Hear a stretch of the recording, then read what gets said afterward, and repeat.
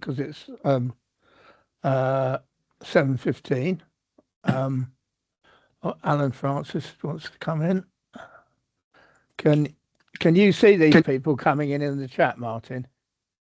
No. Oh, wait. Yes, Alan has just arrived. Yes, I can. Yeah. Okay. If you click on the ticks, you can let them in. Okay, because I'm just about to start doing my spiel, which won't be very long. Okay, so this is a meeting entitled Fair Free Future, and it's organised by Green Left. And if anybody doesn't know, Green Left is a recognised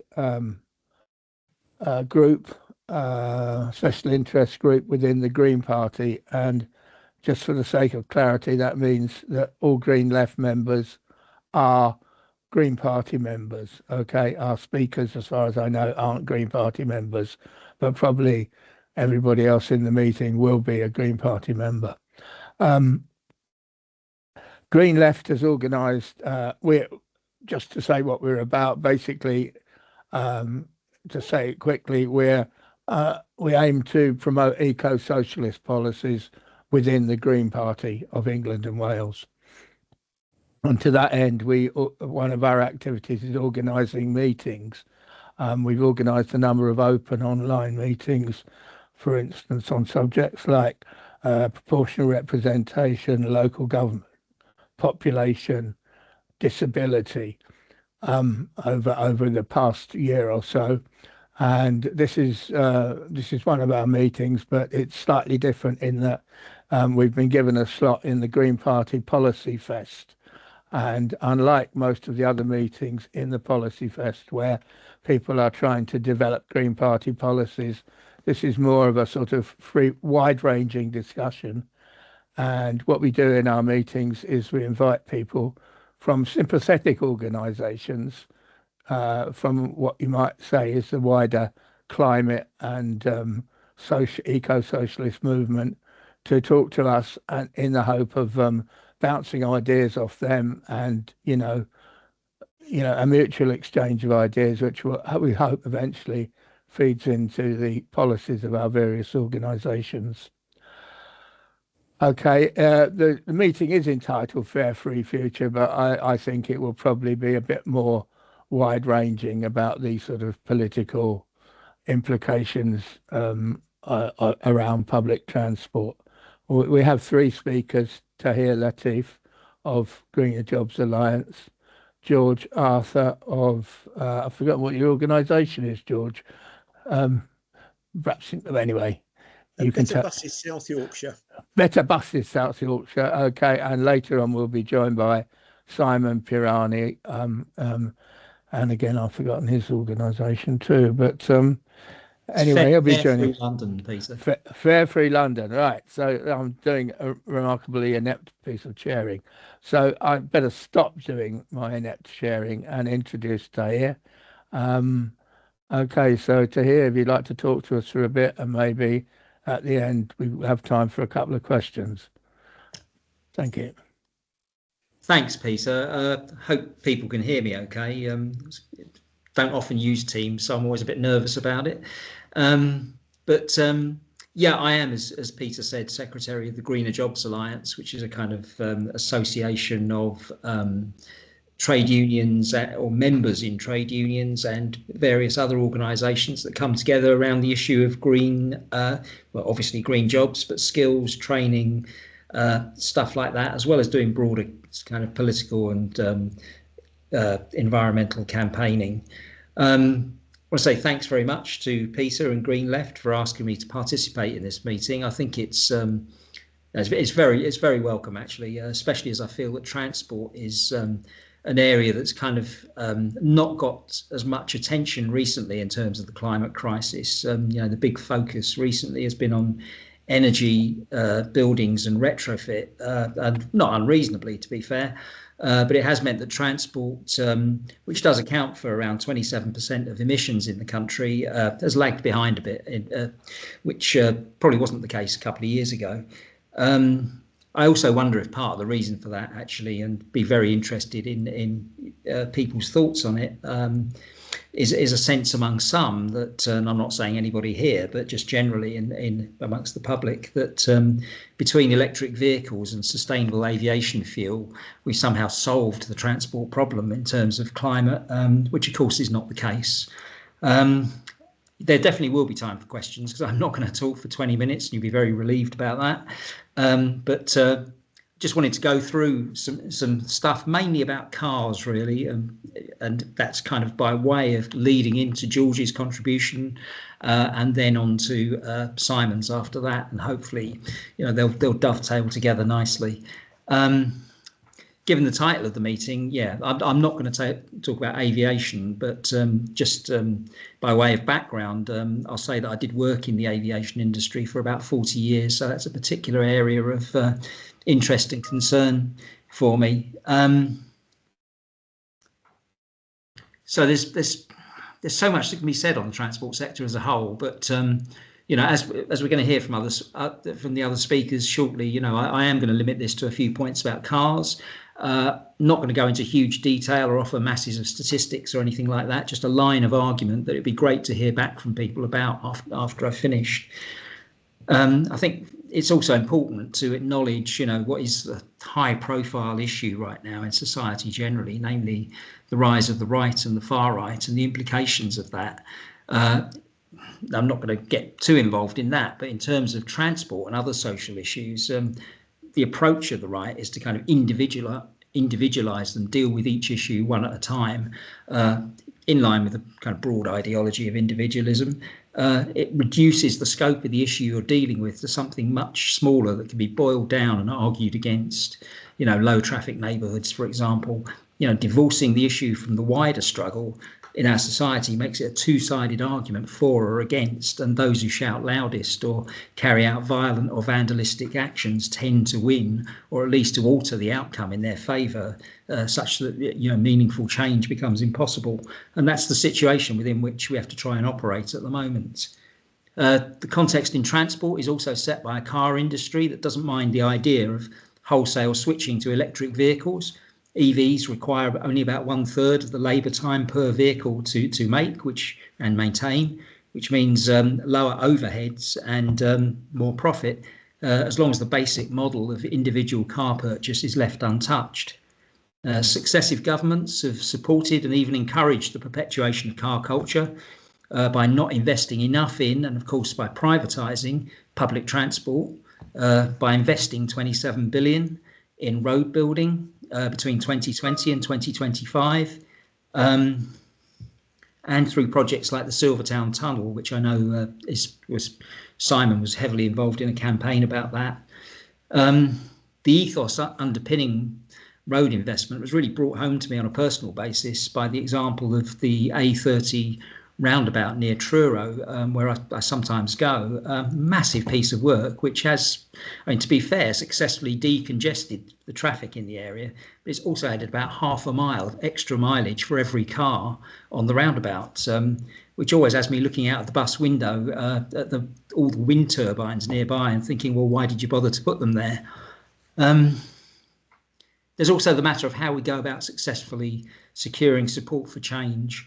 We've always said about the climate struggle that it's not just about stopping doing things, it's also about actively doing things, doing other things. That's why the counterposing of jobs and environment has always been a false one, because the jobs we need are greater than the jobs we currently have.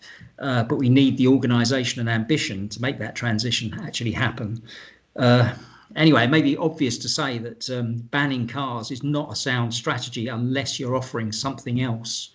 London may have the best public transport system in the country, but clearly it's felt the infrastructure isn't there at the moment to make the phasing out of cars a realistic proposition.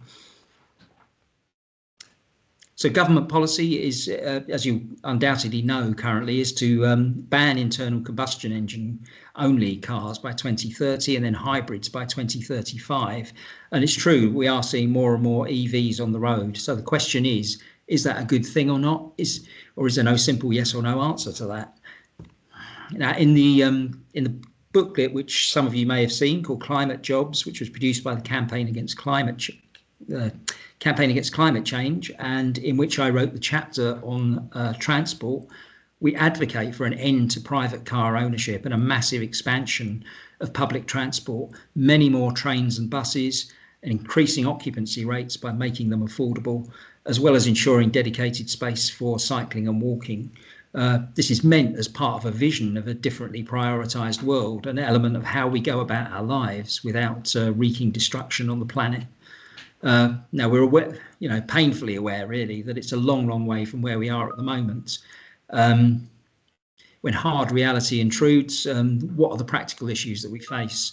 Well, first is the idea of phasing out private car ownership actually the right one, even if it isn't immediately practical, because let's face it, if LTNs can cause such uproar among certain sections of the population, can you imagine the response to the idea of taking away people's cars? Having a car is so fundamental to the society we live in that it would be unthinkable for many, and of course not just those on the extremes. So does that rule it out as an objective, or is it that it's a long-term aim with a number of intermediate steps? And does taking less radical steps like LTN set you on an inevitable pathway towards dispensing with private cars anyway? These are just thoughts I'm throwing out, which I'd really welcome responses on, see what people think about these kind of issues. We might also ask what the point is for people buying and being encouraged to buy electric vehicles if we were going to phase them out. What would be the right time frame for that to happen, if it were to happen at all? At the other end of the spectrum, I've come across a number of people who propose that to meet the climate challenge in the transport sector, you simply have to replace every ICE car with an electric vehicle. Certainly the industry would like that, and so would workers, unless, as they should, they can be employed in equivalent jobs in building the public transport infrastructure of the future that we actually need. Currently, we have 32 million cars in the UK alone, so this will be about replacing 32 million ICE vehicles with 32 million electric vehicles, or converting the former to the latter. So another question is whether this is feasible or desirable. On the surface, I'd say, just at face value, a situation where we have 32 million electric vehicles instead of 32 million carbon emitting ones, that's kind of a better place to be by any measure. But ultimately, I'd say it's not what we really want to do, for a number of reasons, really. So one, the minerals required for electric car batteries are primarily lithium, and the neo-colonial exploitation of the sources of those minerals, Argentina, Bolivia, Chile, places like that, that's not a price worth paying. And a similar situation would prevail if we look to alternatives like calcium, magnesium, mercury or zinc. Instead, that would be another example of, if we needed another example, of sacrificing the global south to maintain our privileged lifestyles. Secondly, the drain on the grid of charging 32 million electric vehicles at a time when electrification using renewable sources of many other sectors, including public transport, is critical to decarbonising. Now, the National Grid estimates that a fully electric car population, so all of those 32 million cars, would add about 10% to current demand and can be handled.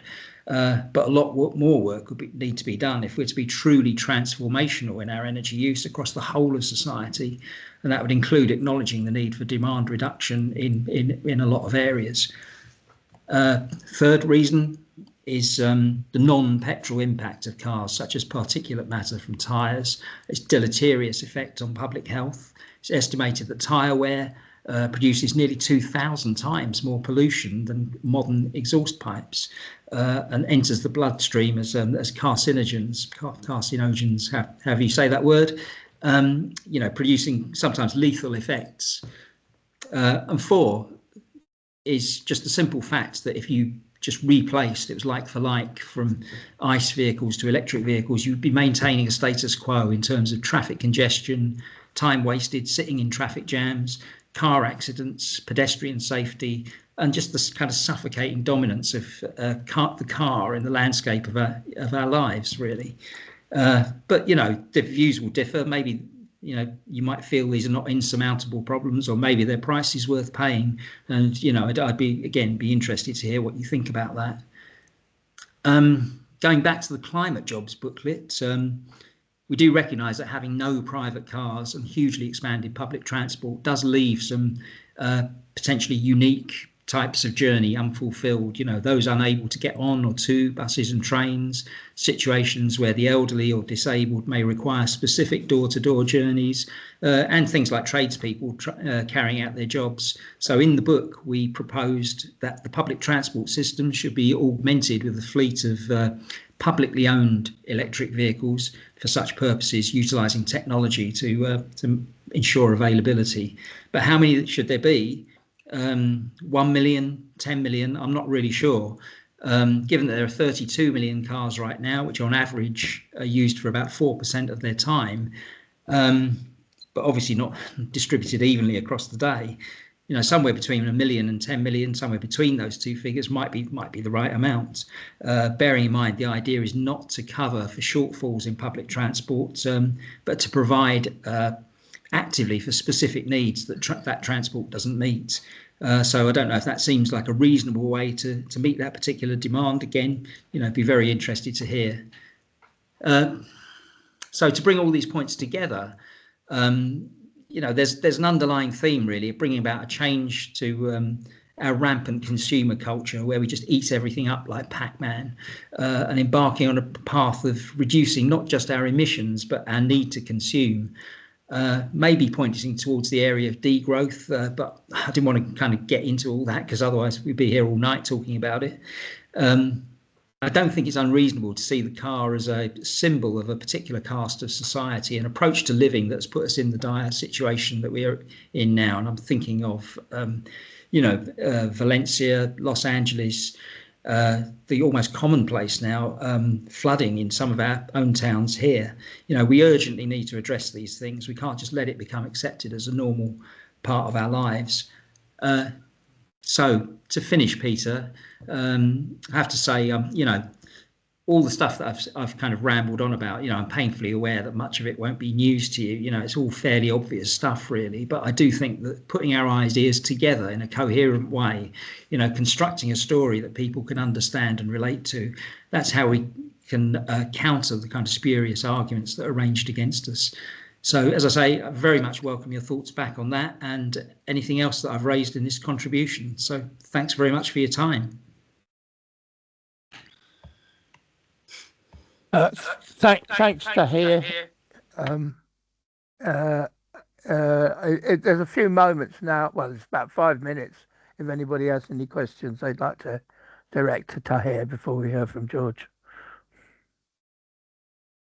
Can we also welcome Simon to the meeting? He's arrived. Oh yeah, Simon Pirani, our third speaker, has arrived. So we've got the full complement of speakers. Peter, I've put my hand up. May I come in? Yes, please do. Yeah, I'm the convener of the Transport Policy Working Group. And as it happens, I'm also been focusing particularly on roads and demand management. I actually have a lot of sympathy with what Tahir said, and particularly in relation to electric vehicles. They're not a panacea. If you take a lifetime perspective, they only currently reduce emissions, carbon emissions, by about a third over the lifetime. That'll go up as the grid moves to renewables, but it's still not really dealing with the problem. And I'd add a couple of other problems to the ones that he mentioned. Safety. There's evidence now that safety is made worse by electric cars compared with fossil fuel ones because people can't hear them. I mean, maybe that's easy to deal with, but that is something that needs to be addressed. And there is the problem of still the problems of land and road space. The amount of space that's simply used up with parking and moving of these vehicles is absurd. It's by far the most land intensive of any mode of transport. So strongly agree with all of that. As far as the solution is concerned, I think and what that indicates is that you can't just the electric vehicles are not the solution. Therefore, you need to address demand management. You need to get the number of cars and the use of cars down as fast and as much as possible. I mean, we can. You mentioned some of the ways of doing that. One of the things you didn't mention, which I thought you might mention, was the work of Como UK on shared vehicles, which does it's again, it's not the panacea that solve all the problems, but it's one of the sort of ways in which you can address reduce the size of the problem. At least, but I won't go on anymore. I could say more, but I won't because leave other people to speak. I see a hand from Robin Whitwell. Have you? Yeah, I was just going to say it's also about supply and demand. Whether it's on the rails or the road, we have areas that cause gridlock, which again doesn't help the situation. But if we are going to encourage people onto public transport, we have to make sure that the roads and the rails can move, because if the roads get congested, the buses then get held up. So it is a nice catch-22 situation.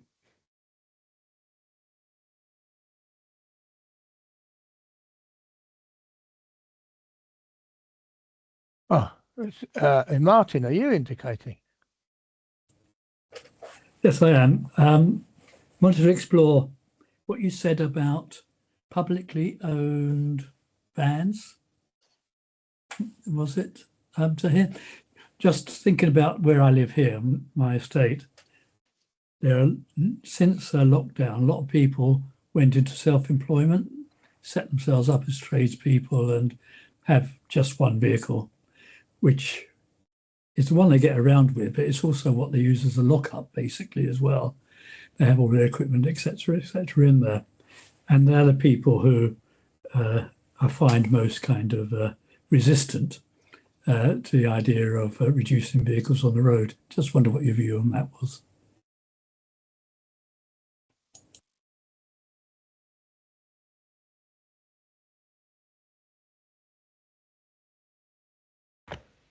Did you want me to come back at that point, Peter? Yeah, sure. We've got a few more minutes before time for George to start. So if you wish to reply or if there are any more questions, please proceed.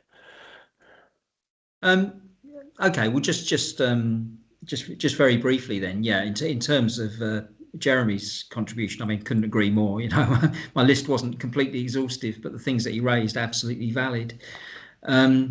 In terms of Robin's point, I mean, those are good points. It depends on the extent of transformation, really, because I think firstly, we need a real commitment to public transport, not just a kind of half-hearted, well, let's have some public transport to kind of augment the kind of society that we're in at the moment. We actually need public transport where the purpose is obviously not about profit, but it's also not just about operate. It's about getting people from A to B. I mean, you know, and it's genuinely valued as a service in our society. I think there's a kind of change there that needs to take place. And I think in terms of, you know, mentioning gridlock about in that affects buses, but of course the idea would hopefully be to reduce the amount of cars on the road. I mean, I'm not saying that would happen overnight or anything, but if you can get to a point where you're replacing those cars on the road with fewer number of buses, then hopefully you wouldn't have as much of that situation. I think the other point in terms of Martin and the van, I couldn't agree more. You know, there are certain sections or certain areas where the resistance is going to be much greater, and that is definitely one of them.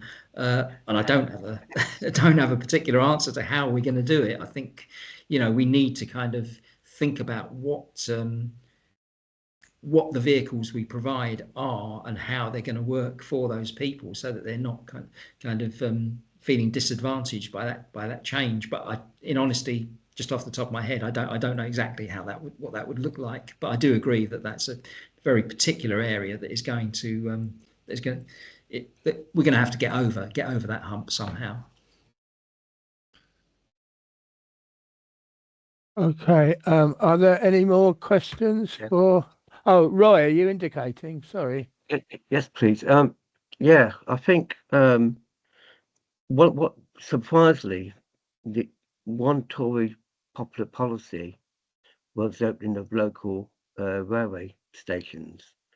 And I mean, I live in Rugby, so trains are in our blood, really. But in a sense, if you go back to 1962, I mean, the entire country was covered by a network of railways. And what that would mean if we did campaign for opening railways and tram lines as well, that would cut down on the use of cars, because people would use the trains instead of their car to get to places. And of course, you know, the emissions are less with trains. And I just think that's the way forward to create jobs as well. You know, that's definitely the way forward, because you're making less journeys, aren't you? And also you can get to places. Also, a reason why the Tories proposed and were promoting it, because obviously they were getting feedback from the areas where they had MPs at the time, which is not many now, but the local people were saying we need proper transport links, and that's why they reopened railways. I think that's what we need to be looking at, really, and as in a wider context. Thank you. Okay. Has anybody got any more questions specifically directed to Tahir, or is there any final thing you'd like to say, or not final, but in this section that you'd like to say, Tahir, before we proceed to hear from George? Oh, only to say that, yeah, I completely agree with Roy's point. I mean, when we're taking the climate book around the country and having discussions in different areas, exactly what you suggested did come up, and there were other kind of suggestions like, well, why don't you use, you know, if you're going to build more railway lines, why don't you use the places where the motorways are now and things like that, you know? So all sorts of ideas got batted around, but absolutely.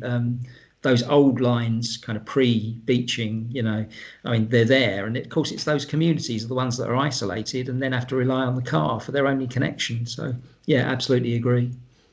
There's a contribution from Alex in the chat. Okay. I don't know if Alex wants to say anything about his contribution, but he's asking about hydrogen fuel cell cars. It's not an area of expertise for me, to be honest. But the other things that Alex says there, obsolete ICEs, yeah, I mean, that is an issue. I mean, I think using cannibalizing the parts as much as possible is one thing, or actually converting the bodies and putting batteries under, if you were going to have electric vehicles, is something else. Cars are partly a status symbol, absolutely. We didn't even get into the whole thing of kind of machismo and, you know, all that sort of Top Gear type stuff. Yeah. Okay, thanks, Tahir. That was an excellent contribution. So I'll now hand over to George. Arthur. Oh, hello, everyone. And thanks for inviting me to come along. It wasn't meant to be me that is speaking. It's my partner, Fran, but she's off at her choir, decided that singing was more important to her than the transport. It's rather unfair job there. Talking about the better buses in South Yorkshire, we set up about 5 years ago. Actually, a group of us that were in the Yorkshire and Humber Pensioners Convention decided to produce a transport manifesto, and that led towards trying to organise a conference, which fell through because of COVID. But once that was out of the way, we pushed hard to set up a campaign to get the South Yorkshire Mayor to start going for franchising of buses. I think the Fare Free London campaign is an excellent idea, and we understand that there is issues with bus services in London. But when I visit London, I'm struck by how much better public transport is there, because it is franchised, although we all still suffer from the deregulation of buses back in the 80s. Fran and I moved to South Yorkshire in the 1970s when buses were owned by the local authority and the network was brilliant. We didn't just have good transport sort of in and out of cities, but sort of like circular routes round, whereas today I live just outside of Barnsley. If I want to go to the other side of Barnsley, I have to travel into Barnsley and then get another bus out with the waiting times in between. So it was a fantastic network which existed in those days. We had the lowest rate of car ownership in the country. The maximum adult fare was 10p. The children's was 2p. And the county council was making plans to abolish fares completely because it was costing almost as much to collect them as the money that they brought in. Our situation now is that privatisation has brought in massive cuts and not looking across the whole period of deregulation, but just since 2010, nearly 35% of the bus routes in South Yorkshire have been lost. Which ties in with what Tahir was saying, really, that there are a lot of people who really can't sort of travel on buses because the routes aren't there for them. I meet elderly people who qualify for a travel pass who haven't bothered getting one because their village either isn't on a bus route or the buses run really infrequently, sometimes one every 2 hours, and they're unreliable, just failing to turn up. And working people find that unreliability means that they're forced to use a car to get to work in many cases. In South Yorkshire, there's an advanced manufacturing centre developing the most high-tech materials and processes. A Newsnight last year had a major item on how groundbreaking it was. And partway through the programme, they interviewed one of the workers there who said his bus only ran once an hour, was often late, so he went to work an hour early and sat in the canteen until start time. And this is the kind of issue that sort of like drives so many people to say, you know, I need to have a car rather than be left at the vagaries of an inefficient public transport system. So having had a brilliant bus network in the 70s with minimal private car ownership, we've now got terribly congested roads, massive pollution and emission of CO2 leading to the worsening climate change that Tahir referred to. In terms of pollution, I know Tahir talked about a number of different things, but just looking at nitrogen dioxide, the legal maximum for that is 40 micrograms per cubic metre. Measurements near the Sheffield Northern General Hospital show figures are actually 50 micrograms, and many other areas around Sheffield and in the centre of Barnsley and Doncaster and Rotherham have got similar figures. You know, so we've actually got a system which is poisoning us because of the number of people using cars. Domestic transport's responsible for 27% of the CO2 emissions, like Tahir referred to. So dealing with the disaster of worsening climate change means we need to drastically cut private car use. We can't do that just by preaching at people or just by imposing financial penalties for driving. As I said earlier, bus services in South Yorkshire and many other areas outside of London are so bad that many people couldn't get to work without using a car in the present situation. And given the cost of living crisis, many are already struggling to pay the cost of driving. We need to fight to win good, cheap, reliable bus services that make it possible and more attractive to use them rather than to have a car.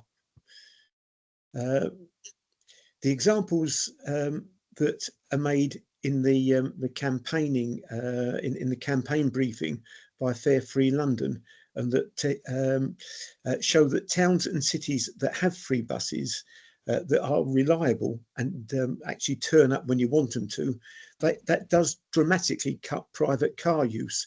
So it's not as though someone asked in one of the questions to Tahir, how do you get more people travelling on buses as they get caught up in the clogging of private cars?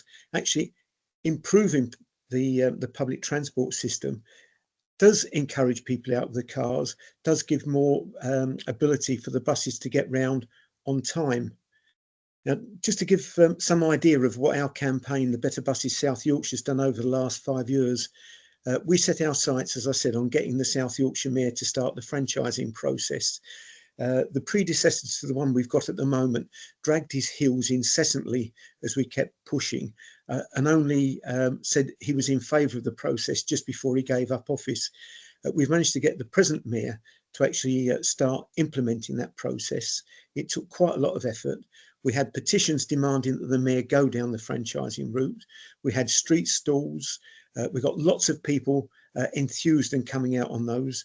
We produced stickers that we gave out advertising the campaign and getting people to join our email list. And these stickers were posted at bus stops all round the county. You couldn't go anywhere without seeing an advert for better buses and saying, if you're fed up with the public transport system as it is at the moment, get in touch with us and campaign with us to go for something better. And we've now got about 900 people on our email list. We had demonstrations outside the mayor's office, sometimes over 50 turning up mid-morning on a working day. We worked, in fact, at one point, the mayor put out a friendly hand to us, invited some of our members to go and meet him in his office, and said he was really keen to work with us and would we please stop standing outside his office and shouting at him so that he could work with us. And the people went in and said, well, we're more than willing to work with you, but we're going to stand outside and make a fuss because we want that public face to be apparent as well. And he just had to go along with that. We've had XR we've worked with in Sheffield to have large noisy demonstrations with their samba band leading us through the centre of Sheffield. We've had a drama group that's worked with us doing street theatre, which has had a real impact and got a real lot of interest from people. And we have regular online meetings with sometimes 30, 40 people attending, normally about monthly. I don't know if people are aware of the group We Own It, very good sort of fighting on a whole number of public ownership issues. They joined in with us and they've been great in putting forward very inventive ideas which have helped us enormously, helped with the printing of leaflets, stickers and campaign materials. And that's been a real boon. Eventually, the franchising process has begun and the official public consultation process finished yesterday. About 7,000 people participated in that, and we're confident that 85 to 90% have voted in favour of starting the franchising. The consultation document was one of those typically complex things that sort of has umpteen sheets that put people off, so they give up halfway through. So we produced a guide to filling it in, encouraging people to add comments at the appropriate points, for there to be a prominent public voice element in the operation of the franchising, and also for bus workers to have a role. We want there to be public and worker control over how the franchising operates, and we'll be campaigning strongly for that during the 2 years it's likely to take for all the legal hoops to be jumped through to bring it into process. We hope that the government's buses bill will make the process simpler and quicker, but we're not actually holding our breath on that. We had been quite keen that the Transport Minister had been Louise Haigh, who's actually one of the Sheffield MPs, but when she got kicked out by Starmer, that local link seemed to be taken away from us. One of the things that we're very clear about is that we recognise that issues like financing raise national demands. We ran a national conference in June 2023, which led to a national Better Buses network being set up. It's got a website. I'll post that later on in the chat, the details of that. Given the behaviour of this government in its first 7 months, it's clear there needs to be major campaigning to win the funding that public transport needs. We can't allow Starmer and Reeves to keep saying there's no money available. And of course, the UK is not a poor country, although there are many poor people in it. The discrepancy between the richest and the poorest gets wider and wider. We can only deal with the social issues that face us, including improving public transport, if we demand that the richest start paying their fair share in taxes. To finish on a positive note, people might well be aware that Manchester is the only area outside of London which has now implemented franchising, and that's already led to more bus routes being laid on, an increase in punctuality, nighttime services, and people that live in London might not be aware that most of us around the country can't travel at night on buses. That service doesn't exist for most of us. So that's great that Manchester has been able to do that through Andy Burnham and franchising. All of that has led in Manchester to a 5% increase in bus usage so far. And we want that in South Yorkshire as a first step, but as a first step only to having our buses publicly owned again and run for the benefit of the passengers, because that's the only way that we're going to start to sort of create the kind of system which will mean that people want to give up cars. And I'll just finish by saying, one of the things that hasn't been mentioned so far, I do have a car. There are times when I have to sort of like drive around because I couldn't get around otherwise. But I'm much happier sitting on a bus or a train with a book and listening to some music in my earphones and enjoying myself, rather than sat behind of a wheel of a car wondering how I can avoid the next person that's going to try and cut me up or knock me off the road. So, you know, there's a real personal interest in getting public transport much improved. Thanks. I'll leave it at that, and I'll just put a posting in the chat about the website. Thanks very much, George. We've got a few moments before Simon is due to speak to us, but so if anybody has any questions or comments they'd like to address to George, now's your chance.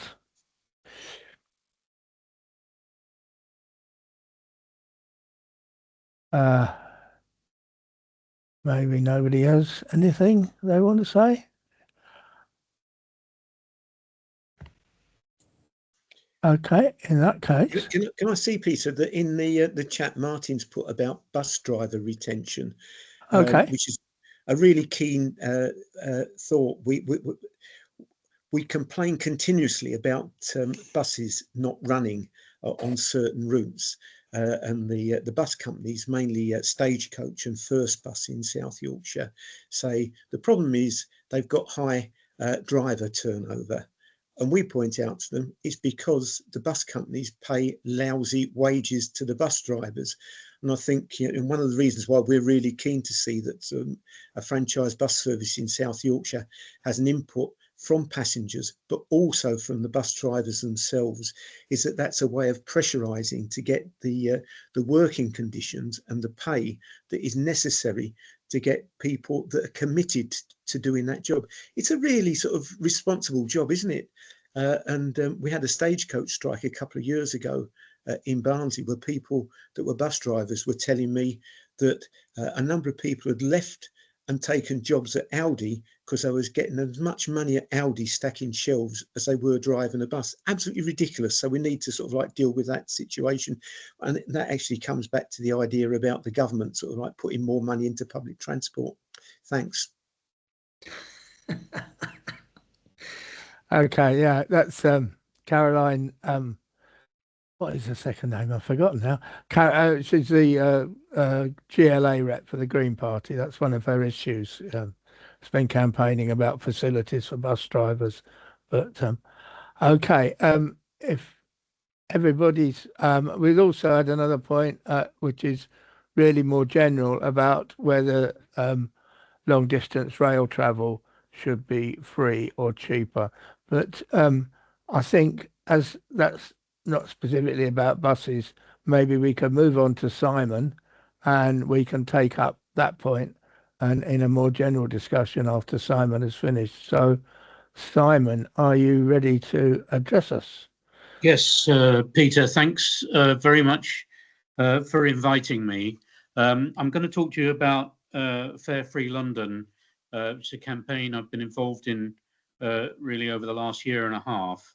Just before I do, an issue's come up in the chat about green hydrogen. I mean, the reason I became involved in Extinction Rebellion and then the Stop the Silvertown Tunnel Coalition in East London and the other movements around climate is because I worked for many years as an energy researcher.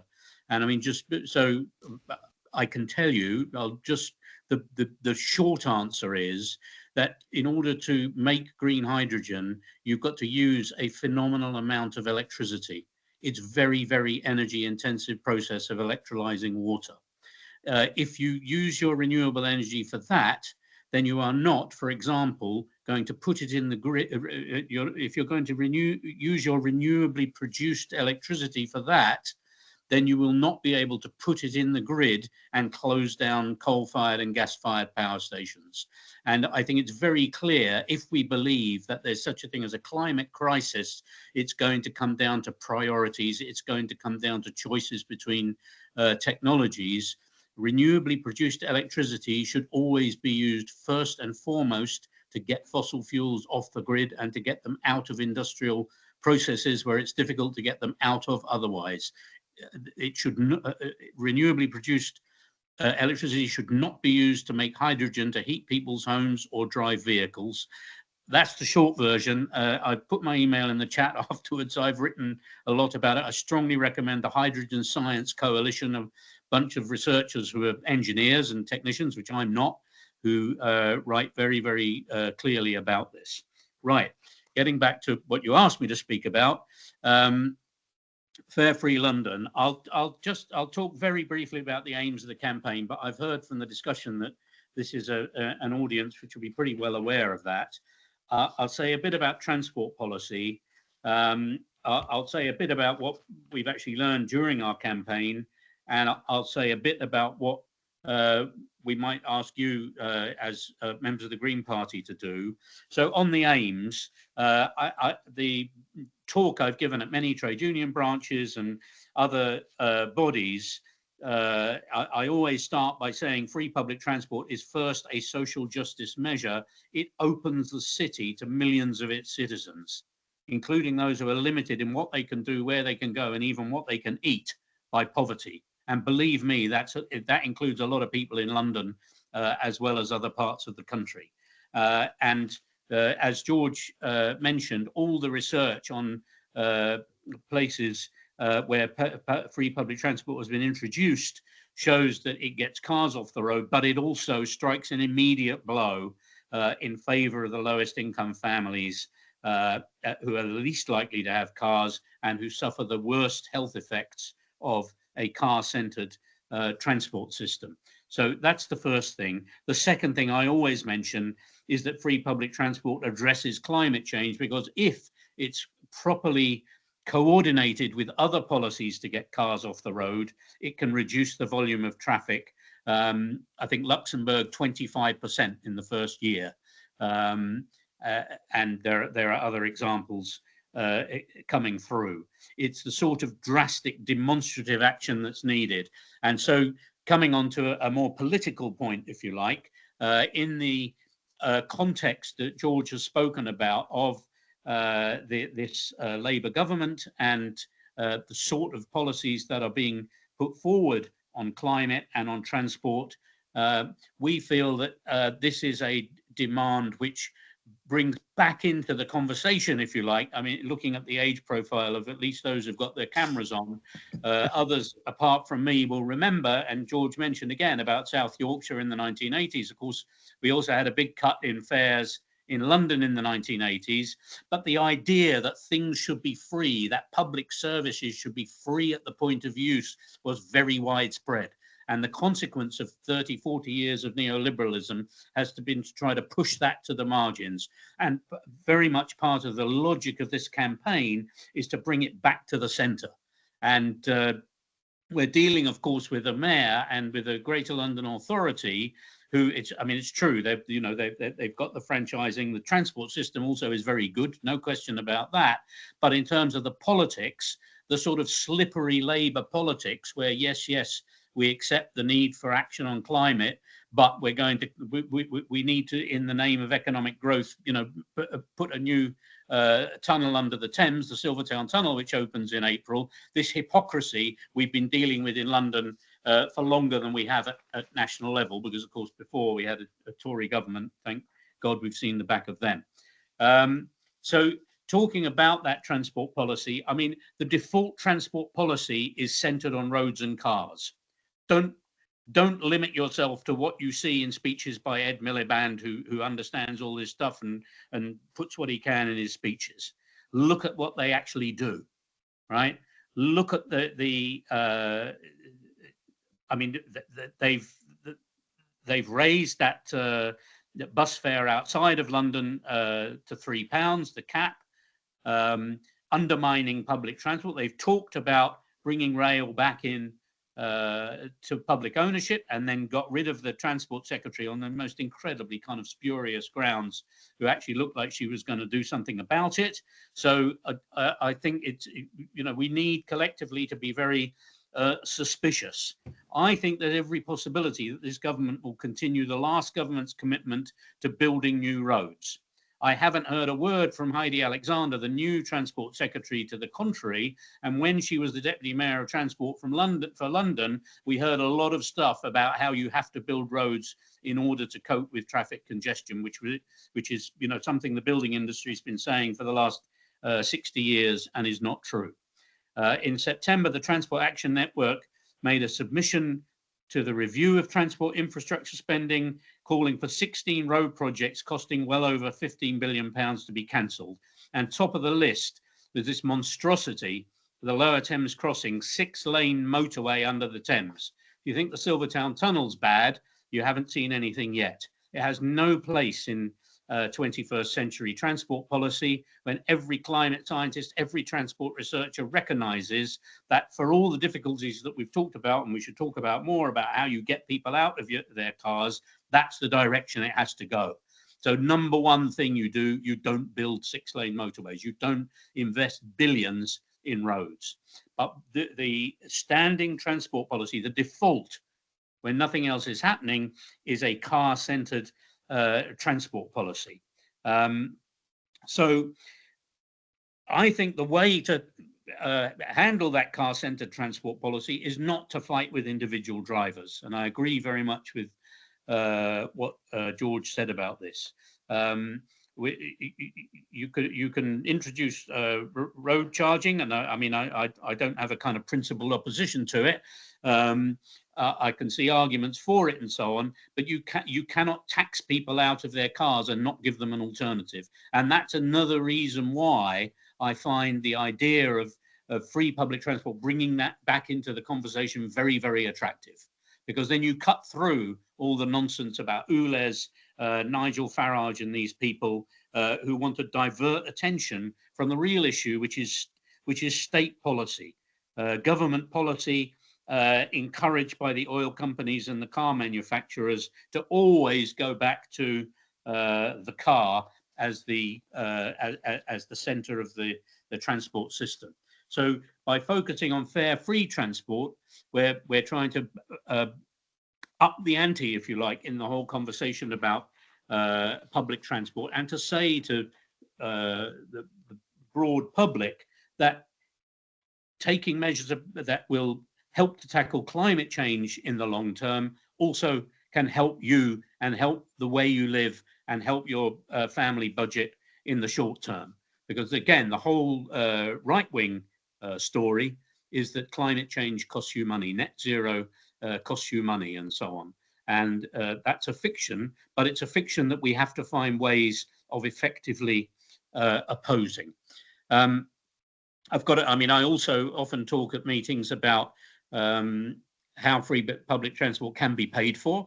I agree with what's been said, tax the rich, but we've got to be a bit more specific. And we've published a campaign briefing where we've put a lot of suggestions. I can talk about that if anybody wants to, but I'll just move on and say a couple of things about what we've learned during our campaign. First thing, the idea of free public transport is very popular, including among transport workers. And one of the first really strong measures of support we got was from the London Transport Regional Council of the RMT, the Rail Workers Union, which represents 15,000 people who either drive tube trains or mend tube trains or work in the offices in TfL. So that council, along with a couple of the branches of the RMT that represents workers on the tube, have given us their support, and that's been very active. They've distributed our material and everything. And we've talked about, the details of implementation, which they know more about than we do, to be honest. And that's been a really fantastic start to the campaign. Second thing we've learned is that others were ahead of us. the people in Glasgow, Get Glasgow Moving, have had this as policy for some time. We've been in touch with Citizens UK, who's been campaigning for free bus travel for refugees and asylum seekers. And in fact, there's a lot of smaller campaigns which have been trying to extend the subsidies which do exist. I mean, I have a free pass because I'm over the age of 60. Lots of people do, and I think Green Party policy, in fact, already is to extend the discounts and so on that are available. We're absolutely up for all that, and to support and fight alongside people who are going for partial, but we don't want to lose sight of the concept of it being a universal free service. The other thing we've learned, which has also already been mentioned, is the extent to which free public transport has been implemented successfully in a lot of places around the world. And I think that's really important, because people do say, oh, but it's not going to work because, I don't know, because, people are going to get the bus instead of walking and cycling. Well, we've got to find an answer to that then. Let's do a publicity campaign and make it better for them to walk and cycle and encourage them. And, that's what public policy is. But what we know is that in 116 cities in Brazil, there's a number for you, 116 municipalities, they've had free public transport for 2, 3, 4 or 5 years. And that number continues to grow. And the other thing that I always like to mention is we had a great meeting in September in the Waterloo Action Centre, where we kind of sort of brought together all the different sides of this issue. And we had on Zoom an activist, Malige, from Karnataka in India, a state in the south of India. There's a very large population, and they've introduced free public transport for women only, which I think is a fantastic feminist measure, in addition to an in addition to being a social justice measure generally. The scheme, since it was introduced in the middle of 2022, but in the middle of 2023, and in the first year of operation, it was used 2 billion times. There's a number for you, 2 billion trips by women in Karnataka, and obviously the local government has become extremely popular as a result of introducing this scheme. Right, last point is what we as Fair Free London would ask you as members of the Green Party to do.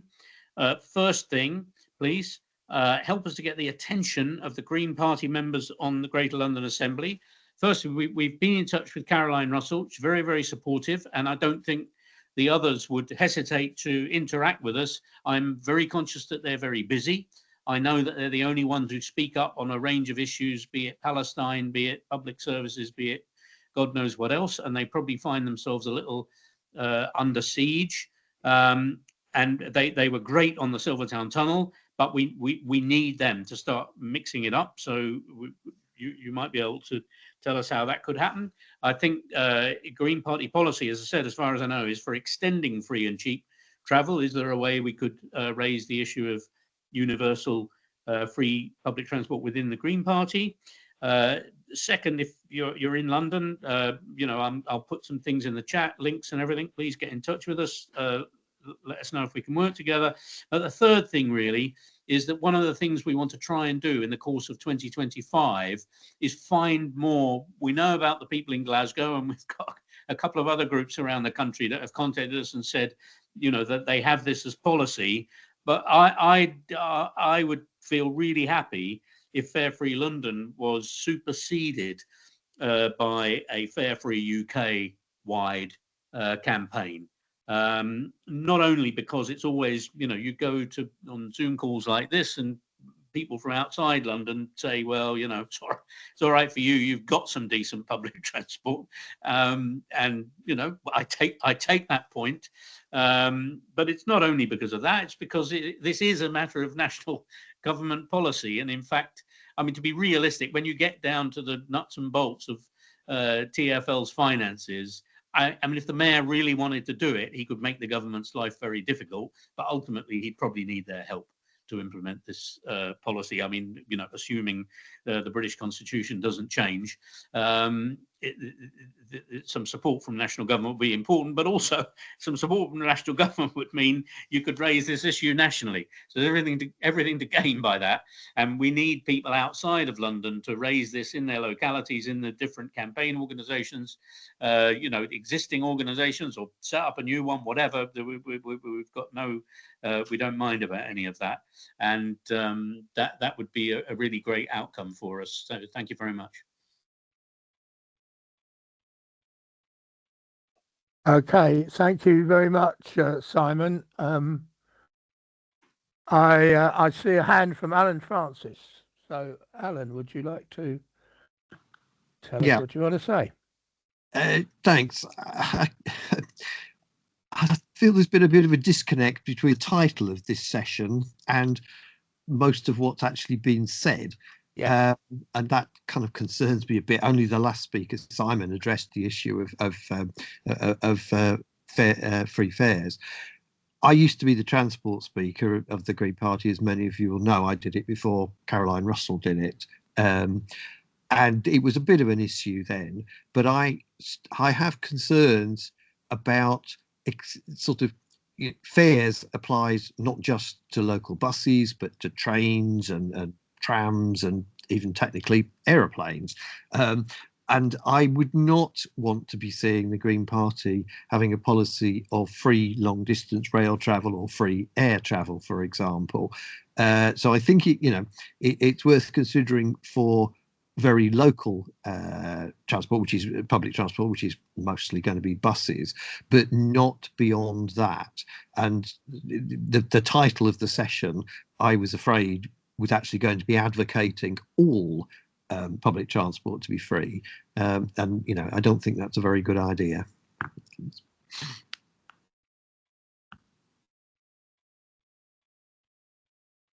We maybe should have had a question mark on the end of the title. But anyway, anybody got anything? I see Roy's indicating as well. Do you want to speak, Roy? Yeah.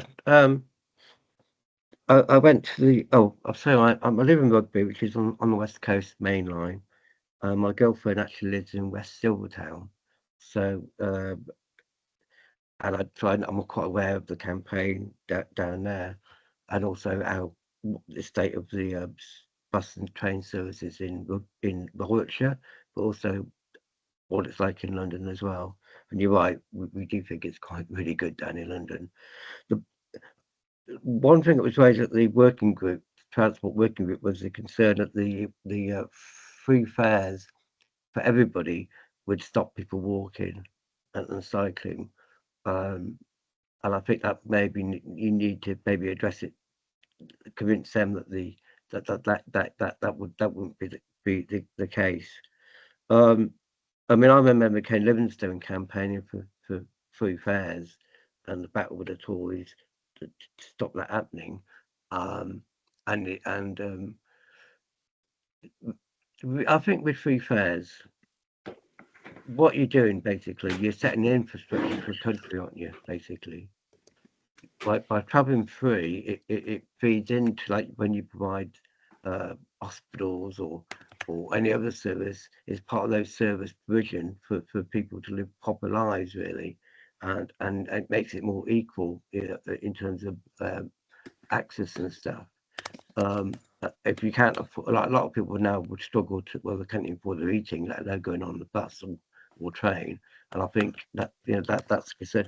One concern I have is I have a disabled rail card, but also a bus pass, and the Tories, as people know, tried to get rid of it a couple of years ago, and I'm concerned that with this new Labour, like new Labour, that they might try something similar or cut down the amount of people that can use it, cut down the, you know, make it more difficult to get, etc. And I think that would counter what is coming, what is needed to be done, which is basically encourage people to use public transport.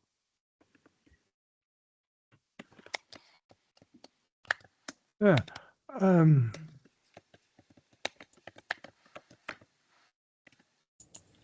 there anything? Martin is about to. Yeah. We had free bus travel for a while in Brent and Wembley, and it was these bendy buses that they introduced, which didn't really fit in our roads at all. But the driver was unable to collect everybody's fares, so nobody paid. They just became free buses. But I do wonder about some of the practicals. You know, universal free school meals. Some of the arguments about that were about doing away with the expense of collecting the money and deciding who pays, etc., banking and so on. Are there similar things that happen with free public transport?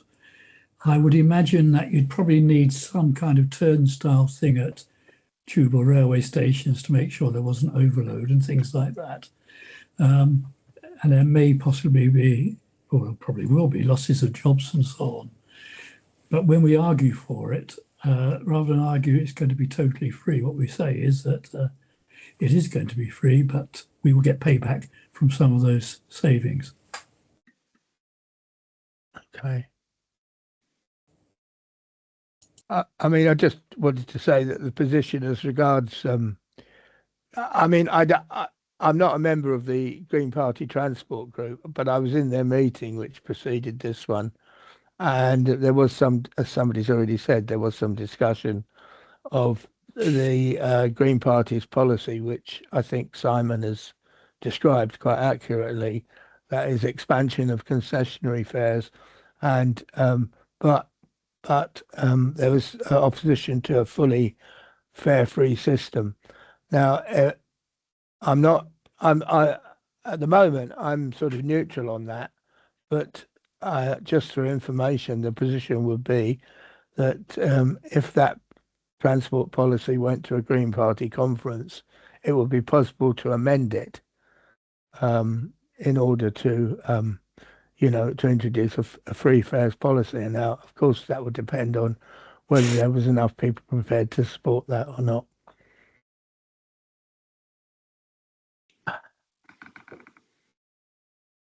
Have we got any more questions or comments? Nick Levine. Yeah. Why were people opposed to it? Well, I don't want to put words in the mouth of the Transport Policy Group, and I believe there were some members of them here in this meeting. So I don't know if they want to say, but I think, people have mentioned some of the reasons. And I think free transport is such a brilliant idea. It solves so many problems. I mean, okay, you've got to increase public transport, increase the networks, blah, blah, blah, to make it workable, because otherwise people won't use it. But it's just so much better than all these cars and all these batteries and this. Yeah, what we're doing at the moment is just this race to do things wrong, and we can do better. I thought that document that what was it called? The free public transport for London, the campaign briefing. I thought that was a brilliant document. I don't know if anyone can get to the authors, but if they can, then tell them from me. Wow, loved it. Okay. I think we got some more people in the chat that wanted to respond to that point about the Green Party policy, or say something else.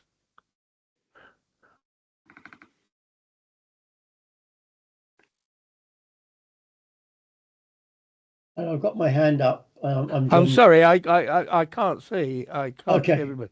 But please, please go ahead and speak. Yeah, I was inviting people to speak.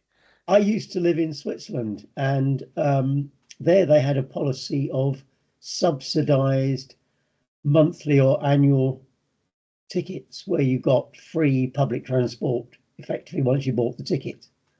So it solves the problem of actually financing free transport. And it means, for example, that if you're a regular train user, you get very rail fares become a lot cheaper. And in fact, what I used to do when I was living there was get what they call a general abonnement, which gave you free transport on buses, trams, trains, boats, everything. And that was very popular and very widely used in the country. It also meant that I hardly ever used my car. So that worked really well. One of the reasons it worked very well, of course, is that the Swiss transport system is far superior to the one we have in the UK at the moment. So it was a lot easier to use public transport.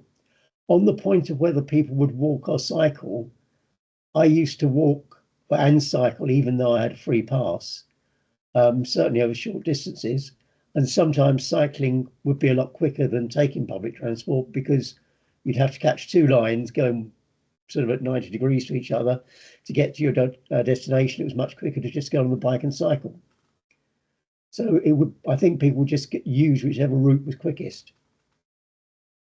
So I just would say that if we could somehow introduce a nationwide system where you've got everything included, that would help really a lot, because it means if you switch between one form of transport and another, you don't have to worry about another ticket, which makes life a lot easier, a lot quicker.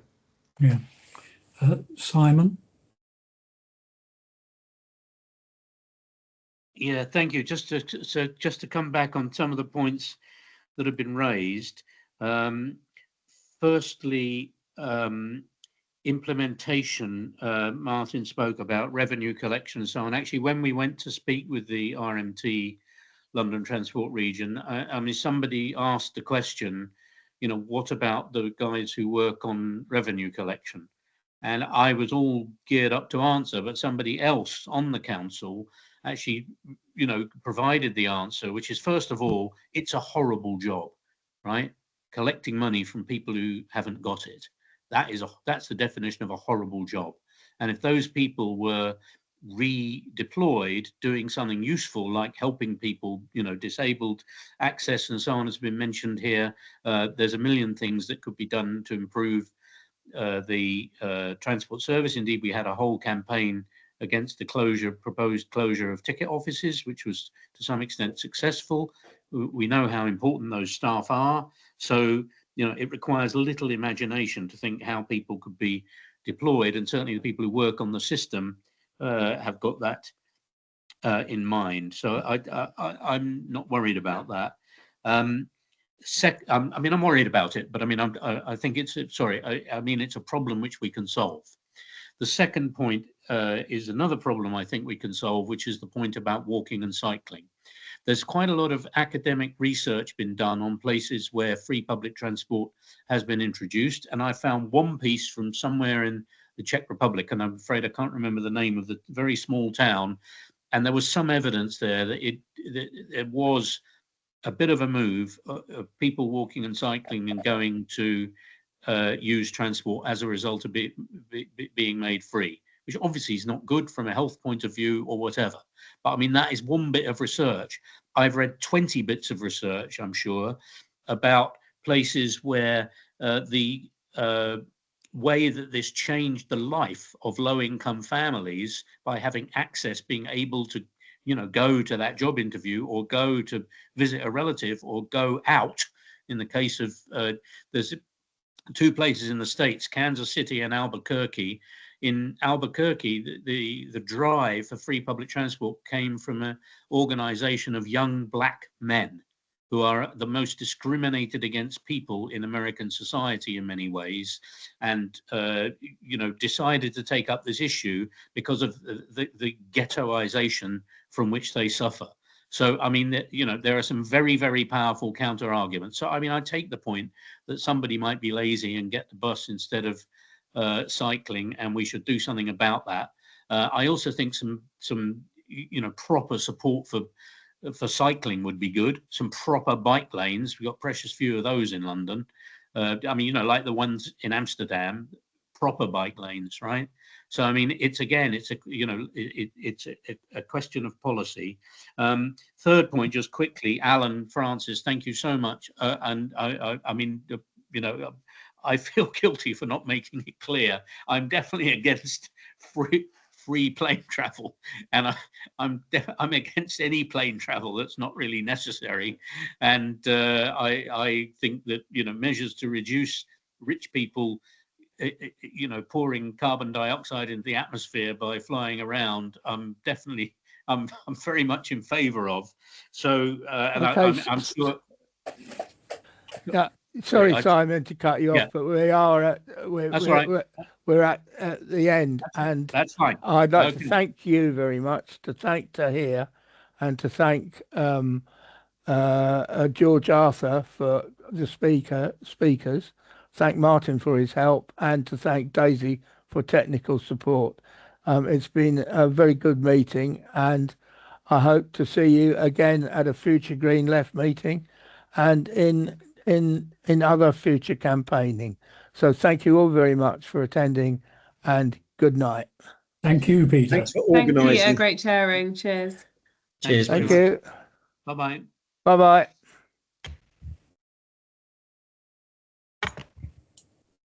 Everything okay? Can we go? Good.